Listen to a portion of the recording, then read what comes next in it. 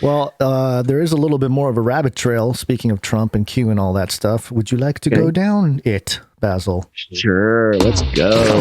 And I show you how deep the rabbit hole goes. Q the miserable, Q the desperate. What must I do to convince you people? You're right, Q. Now, I think it was 2 episodes ago, we reported on the young lady who did not have any emotion as she was interviewed. Yes.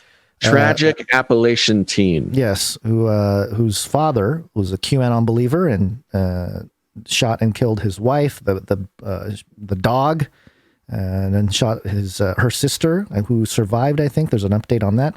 But this is a Fox 2, and it's another package here that goes over the story with a couple more details that I think make the whole thing interesting. There were signs that 53-year-old Igor Lanis was being radicalized by conspiracy theories, at the same time dealing with mental illness. His daughter Rebecca tells us that he actually tried to check himself in to a mental health facility just days before the murders, but was turned away. A chilling post on this site Reddit made by 21-year-old Rebecca Lanis titled, "My Q dad snapped and killed my family this morning." Reddit. This morning. She posted on Reddit the day it happened. The day that it happened, not only is she giving a reporter an interview the day after, but the day it happened, she goes on Reddit and puts together a screed, an anti-conservative screed. Do we have access to this? Do we know what it said? There's a screenshot here. We can read a little bit of it. It says, it's titled, "My Q dad snapped and killed my family this morning." And then it says, "Yep, the internet ruined him. Growing up, my parents were extremely loving and happy people. I always had a special bond with both my parents." It sounds ridiculous. That's not what she said on the news report, but okay. In 2020, after Trump lost, my dad started going down the Q rabbit hole. He kept reading conspiracy theories about the stolen election, Trump, vaccines, etc. He always said he wanted to keep us safe and healthy. It kept getting worse, and he verbally snapped at us a few times. Nothing physical, though. He never got physical with anybody.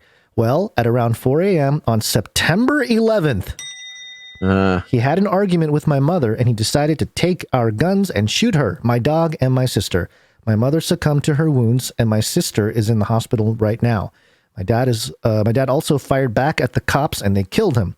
I'm shocked, and I don't even know what to say, except a well-formed press release on Reddit. It basically is a press release and focusing on the Q and the Trump and the that. There's no I'm completely devastated and heartbroken, or would like privacy, or it's just so abnormal. It's Again, so weird.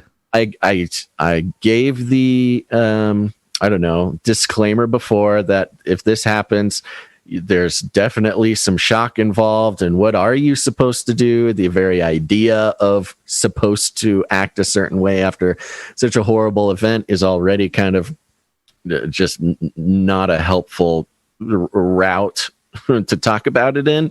But this is definitely as strange as it can possibly get. The first thing you do, you go on Reddit and just talk about Trump and Q, and that's it. It's so weird.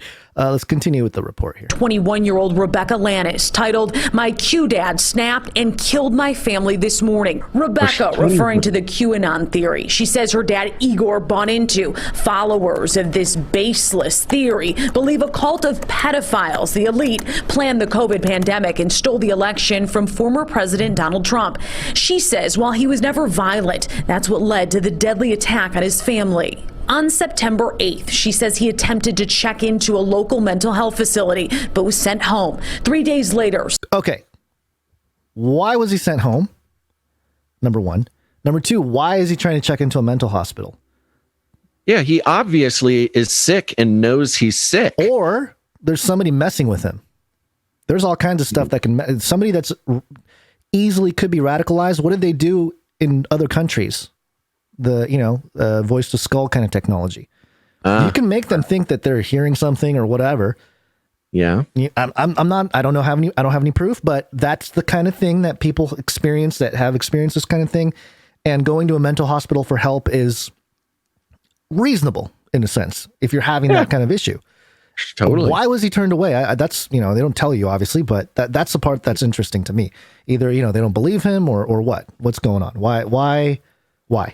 Because if it truly is something that he was aware of, or regardless of what if it was just something that he knew he was having trouble with, or either way, it's a failure at that point of the mental hospital there. Yeah. The system failed at that point.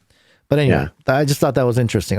Another interesting detail in the whole it thing just here. keeps getting weirder and weirder, man. I thought maybe an update would come by that made it make a little bit more sense or something, but this makes it make way less sense. Yeah. The election from former President Donald Trump. She says while he was never violent, that's what led to the deadly attack on his family. On September 8th, she says he attempted to check into a local mental health facility, but was sent home. 3 days later, Sunday, he loaded a shotgun he kept in their home, killing his wife, their family dog, and then shot his other daughter, 25-year-old Rachel. Rachel was able to dial 911, and when first responders got to their Walled Lake home, Igor shot at them. They returned fire, killing him. Rebecca was not home at the time of the attack. She tells Fox 2 by phone her sister has undergone surgery at Ascension Providence Hospital in Novi, but is not able to move her legs at this point and is facing permanent paralysis. Rebecca warns anyone whose loved ones are tied to these conspiracy theories online to get them help, and if guns are in the home, it's even more urgent. Rebecca says as soon as her sister is well enough, they want to leave town, move forward, and put this all behind them. Jessica Dupnack, Fox 2 News. See, that's a weird part too. The whole thing is weird, man. Yeah. And, it's interesting because it really only leaves the only explanation to Q, because she says he wasn't violent. He was, they were a regular, happy family. Yeah, loving family. Then Q came along and then he murdered everybody. Yep. They don't give a reason. I guess he's dead. I guess nobody would know. He didn't leave a note. He didn't, do anything. So they're kind of left with the freedom to make these kinds of assertions, I guess. But yeah, the whole, once she's better, we're just going to leave town and put this all behind us. Really? Your entire family? Like your parents murdering and getting murdered and getting wrapped up in a Q conspiracy theory, and your sister is now paralyzed, and when she's discharged, you're just going to get out of town and call it a day. It's just weird, man. I wish I had more to say about it. Well, the shooter, his name's Igor, and, nothing wrong with the name Igor. But if you go to thebump.com, parents looking for names of children, it says here that Igor is Russian, and it means warrior. Uh-huh. So the warrior Russian became a QAnon conspiracy murdering father. Yes. See? He's a soldier for Putin. Yeah, he's a Putin man. There's also Igor of Kiev and Igor of Kiev II, or Igor II. So there's two Igors in succession that ruled over Kiev. I don't know. Okay. Just a fun fact. Yeah, Ukraine related. Yeah, Ukraine, Russia related. So just into the narrative. I'm sure there's nothing there. It's just a happy coincidence, but yeah. Very strange.